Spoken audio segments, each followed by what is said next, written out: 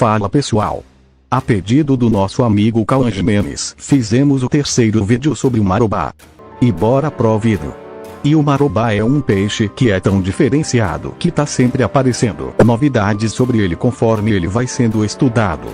Então vou falar de mais algumas coisas de que ainda não foi mostrado nos vídeos anteriores. Hoje você vai aprender sobre, um pouco mais sobre suas características físicas.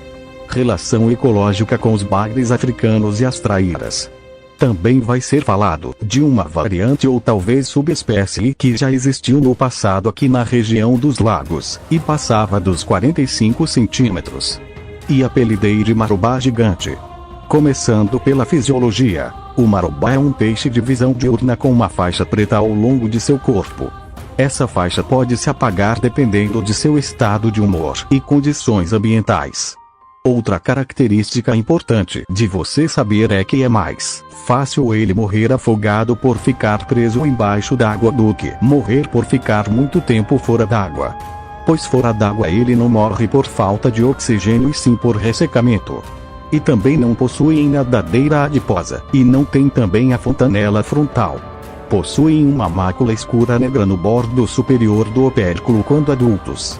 O corpo e a cabeça são altos, o crânio mais alto. Essas características ajudam a aumentar a força de mordida. Até o momento o gênero Opleritrinus possui apenas 3 espécies: Opleritrinus cinereus, Opleritrinus granovii e Opleritrinus unitenetus. A espécie Opleritrinus unitenetus, o nosso marobá, é o único encontrado em nosso território brasileiro. O marobá é, na verdade, um complexo de espécies com muitas variantes. E essa espécie mostrada aqui no vídeo é uma variante muito comum na Mata Atlântica de Baixada. Ela não tem mancha vermelha no opérculo. Todas essas espécies são predadoras de ambientes lênticos, muito vistos no Pantanal. Na Mata Atlântica já existiu uma subespécie que era maior e muito mais agressiva. Geralmente só as pessoas com mais de 70 anos chegaram a pescar ele. Entre 2005 e 2009 cheguei a pescar 3 deles que já eram extremamente raros naquela época. E não eram mais tão grandes iguais aos do passado. Mas era muito agressivo. Ele, além de maior, tinha o corpo mais mole. Igual quando você compara a traíra com o trairão tem o corpo mais flácido. Eles eram solitários e piscívoros. Então era um marobá que tentou evoluir para uma traíra. Os antigos pescadores relatam que era extremamente difícil de tirá-los da água quando mediam cerca de 50 centímetros. Pois se bateavam e pulavam loucamente por muito tempo, então tinha que deixar ele cansar para tirar ele da água. Mas hoje esses grandalhões já estão todos extintos e só existem as espécies menores. Os marobás também possuem certa resistência à poluição, pois quando uma garagem de ônibus aqui perto jogou poluentes no rio e matou todos os peixes, o primeiro a reaparecer após a tragédia foi ele. Nessa época só tinha marobá no rio e mais nenhum outro peixe, nem barrigudinho e nem bagre. Só marobá. E nesse período eles prosperaram. E tinham milhares deles, que ficaram sem concorrência de outros peixes por recursos. Muitas larvas de insetos igualmente resistentes ao veneno sobreviveram e serviram de alimento para eles. Essa é a grande vantagem de ser um generalista ao invés de um especialista.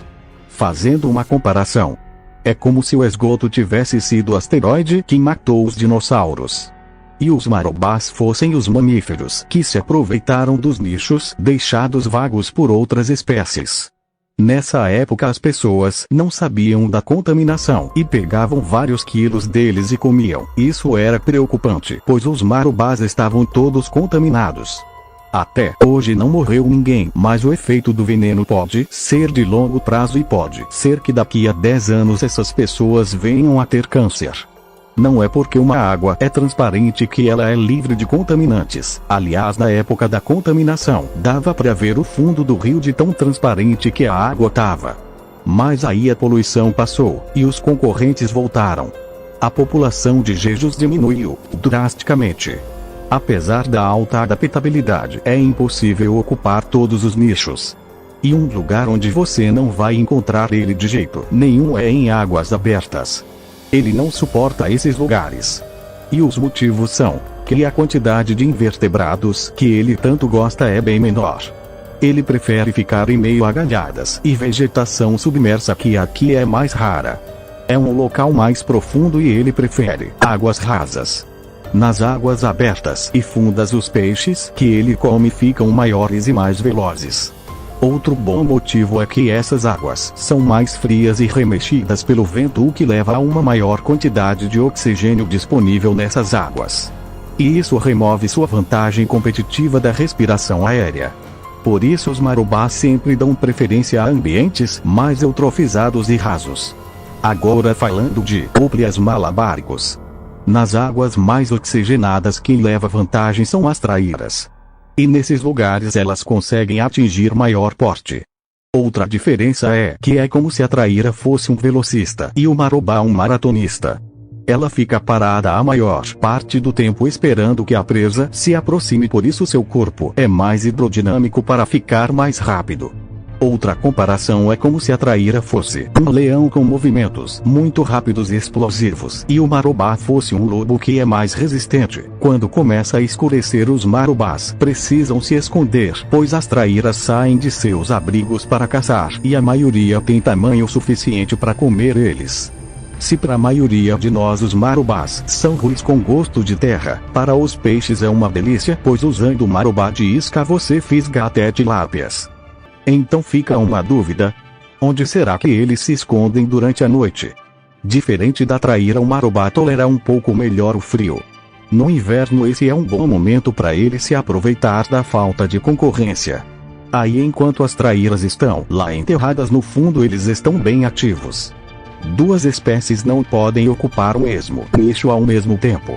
Ao longo da evolução, o marubá foi sendo forçado a ocupar um nicho menos energético, o que explica seu menor porte. Enquanto que as traíras comiam os peixes com maior valor energético e ainda ficaram com as águas mais oxigenadas, isso permitiu seu maior crescimento. Então em algum momento da história uma pequena população de marubás deve ter ficado isolada das traíras e assim evoluído para o marubá gigante que falei no início do vídeo, devido à maior oferta de alimento. Mas nem sempre o mais forte é quem sobrevive, sim o mais adaptável. Lembrando que esses fenômenos foram observados aqui na região dos lagos. E no estado em que vocês estão assistindo, a situação pode ser outra. Aí quem puder comenta aí de qual estado tá assistindo e o que tem observado de diferente. Porque biologia não é ciência exata. Agora falando de um segundo concorrente.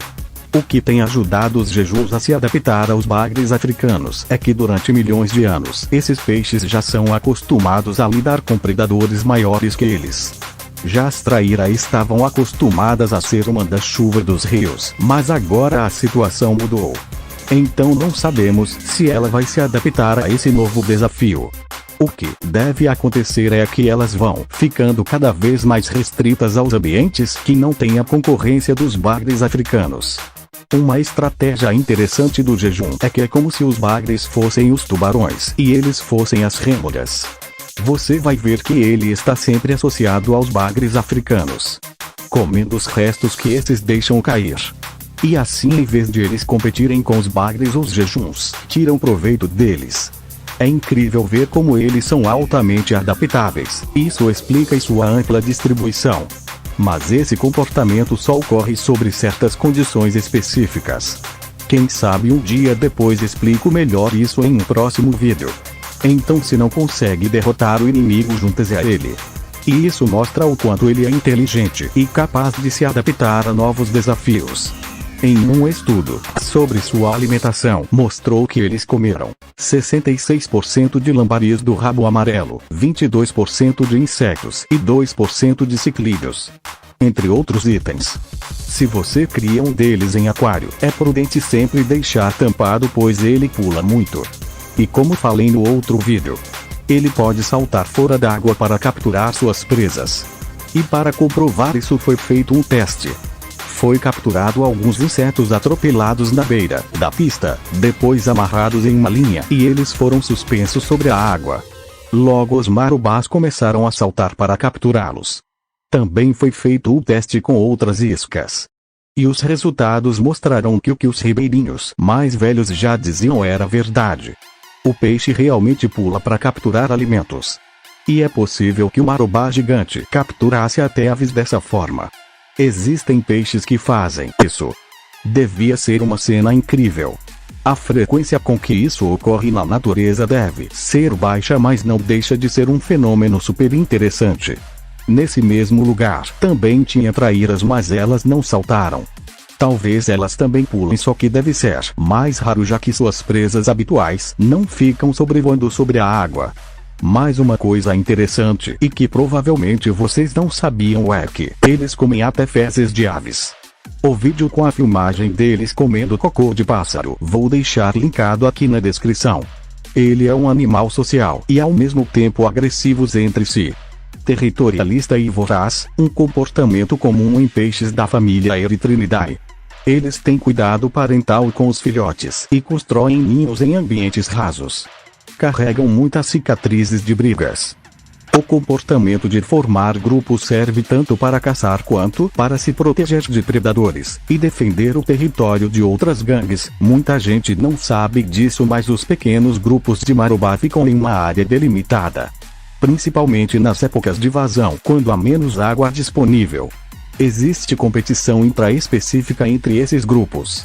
E essas cicatrizes que vemos neles pode ser das brigas entre diferentes gangues.